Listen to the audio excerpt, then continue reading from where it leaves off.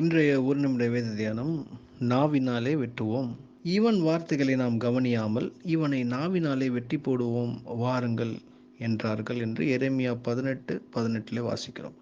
பாருங்கள், இந்த வசனத்தை முதலில் படிக்கும் பொழுது எரேமியாவை நாவிலே வெட்டுவார்கள், அதாவது நாக்கில் வெட்டுவாங்க அப்படின்னு எழுதியிருக்குது என்று நினைத்தேன். ஆனால் வசனத்தை தெளிவாக வாசிக்கும் பொழுது இவனை நாவினாலே வெட்டி போடுவோம் வாருங்கள் என்கிறார். பாருங்க, நாக்கு எவ்வளவு கூர்மையான ஆயுதம் என்பதை இந்த வசனம் தெளிவாக காட்டுகிறது. இந்த நாக்குக்கு ஆண்டவர் 32 பல்லை ஒரு ப்ரொடெக்ஷனாக கொடுத்திருக்கிறார். ஏன் தெரியுமா? அதை தாண்டி இது வெளியே வரக்கூடாது அப்படின்னு சொல்லிட்டு. ஆனால் நம்ம பல நேரங்களில் இந்த நாவை வைத்து பல பேரை நோகடித்து கொண்டிருக்கிறோம். சில நேரங்களில் சாகடித்து கொண்டிருக்கிறோம். நாவை உபயோகிப்பது பல பேர் பல இடங்களில் சொல்லியிருக்கிறாங்க, நாவை சரியாக உபயோகிக்க வேண்டும். வசனம் சொல்லுகிறது, நாவினால் 2 காரியமும் நடைபெறும்.